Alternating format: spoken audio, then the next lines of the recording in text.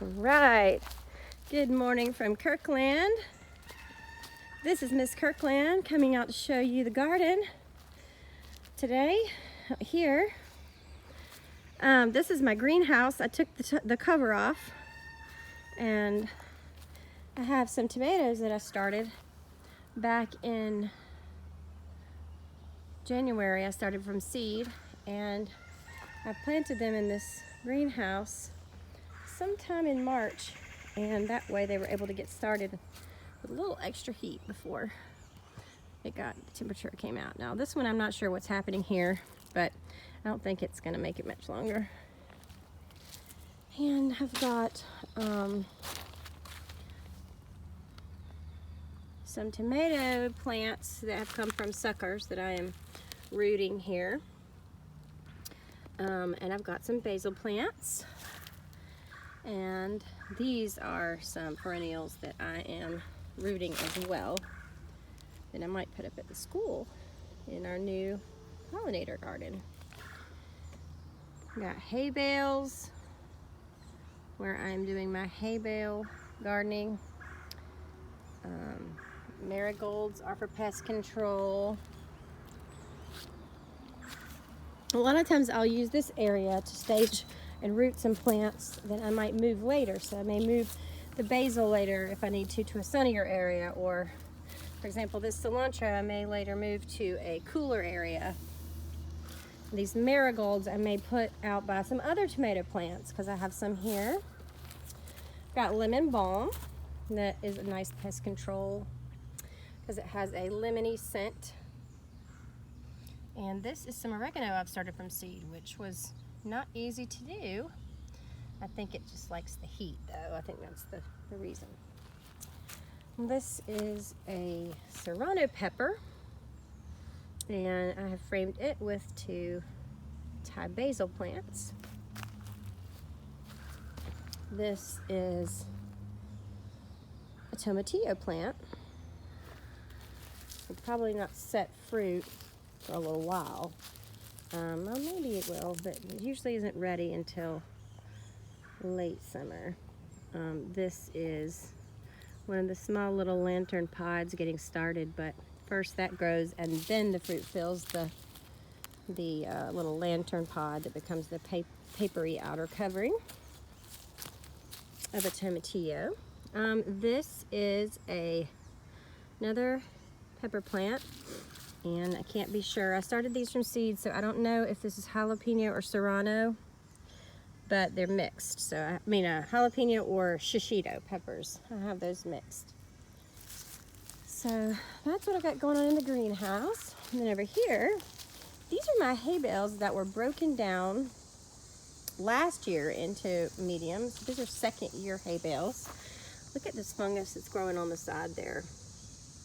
That is just a sign that there is microbial action inside that bale. And we can talk more about that later. I have some beans coming up here in this hay bale. Bean plants.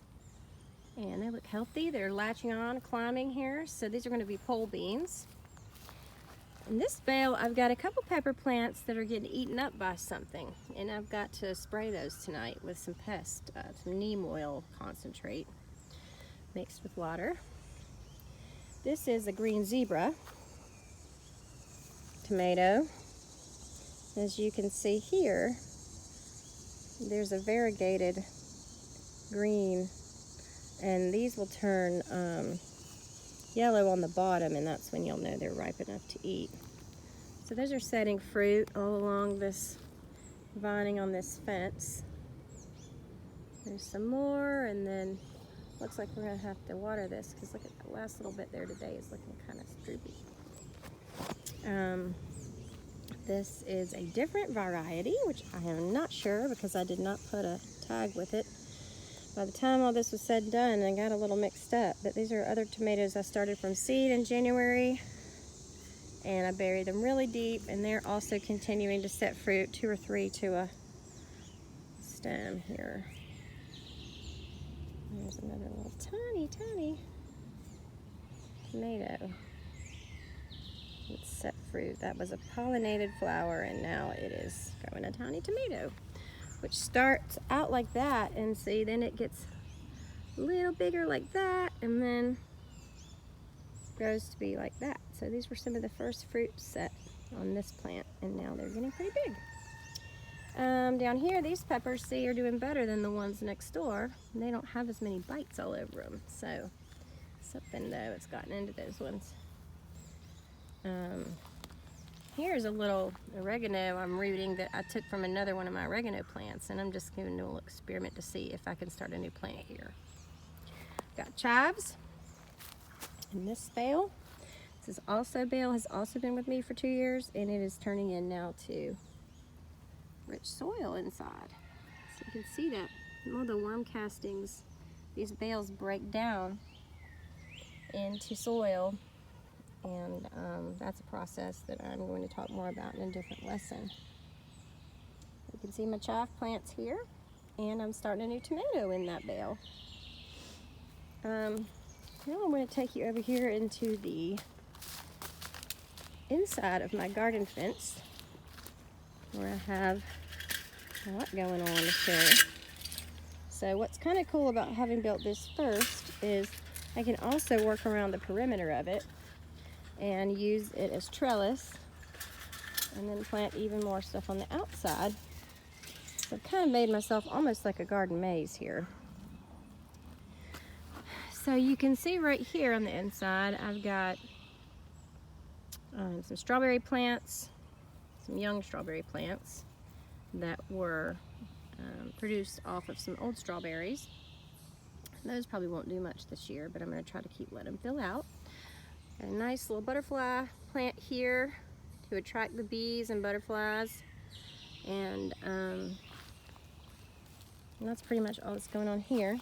Got another pollinator plant, and then these are brand new zucchini plants in the forefront here, and then in the background I've got brand new cucumbers back there. Now I have a different section on the outside here, which is set up the same way that I will show you in a little bit when we get out there. That is the same exact setup, and let's explain why I set it up that way.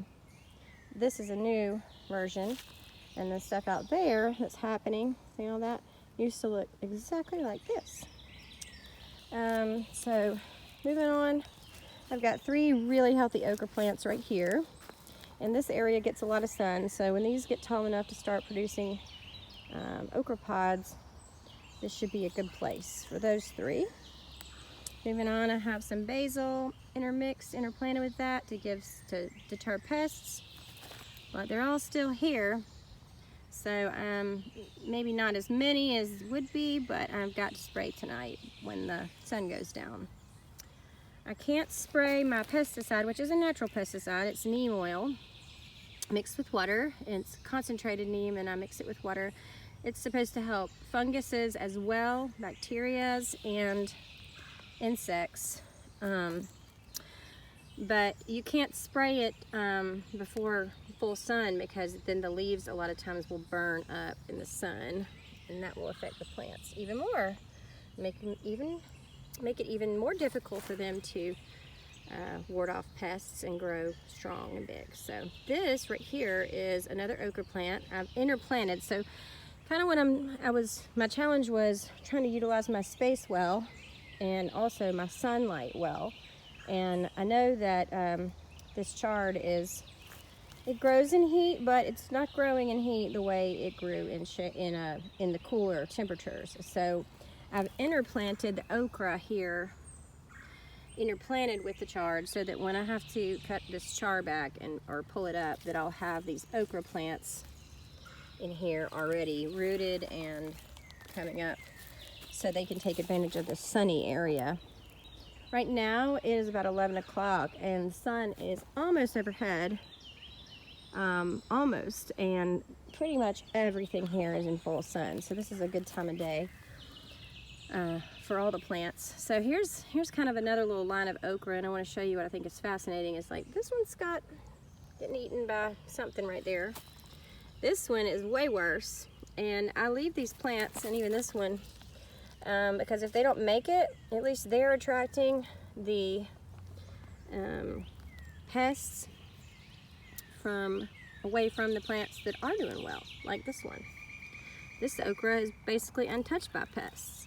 This one is doing better as well, but I leave those other ones because if anybody's going to attract the insects that are going to destroy them, at least they can just keep going to these weak ones and I can let my healthy ones grow.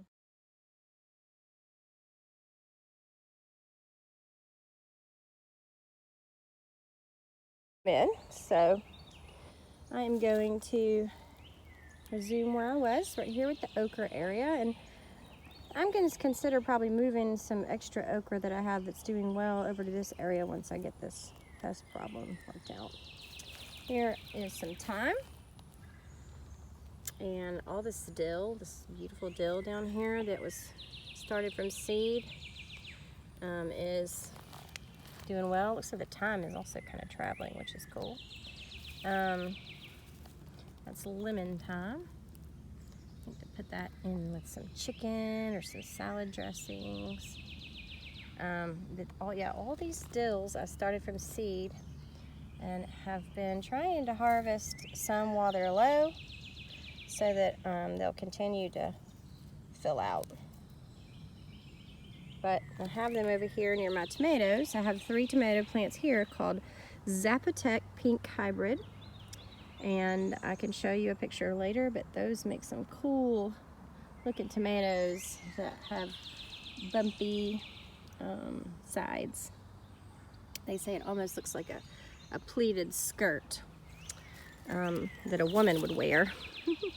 But here is the first couple blossoms on the Zapotec. This is the plant I showed you earlier that is running over here, and obviously neglected to pick that sucker, so I may have to take that off, and then I may really need to get this nice and watered soon so that it can perk back up. Maybe take off some unnecessary leaves. Here is another one of those Zapotec Pink Hybrid plants. Can't wait to see the fruit on those. So I had a few extra zucchini plants and didn't know where to put them, so they're down here. This hay bale is my misfit hay bale. There's not a lot going on here. It's a pepper, another tomato plant rooting, a marigold that's hanging on, and a little bit of basil. Again, here I have hay bales with mystery tomato plant and basil. Mystery tomato plant and basil.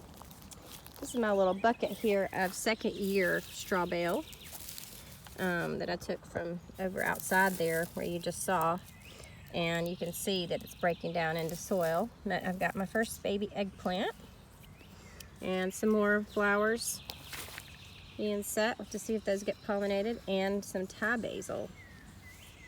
This Thai basil and eggplant go well together in dishes. So thought I might plant those together and let the Thai basil be pest control for the eggplant.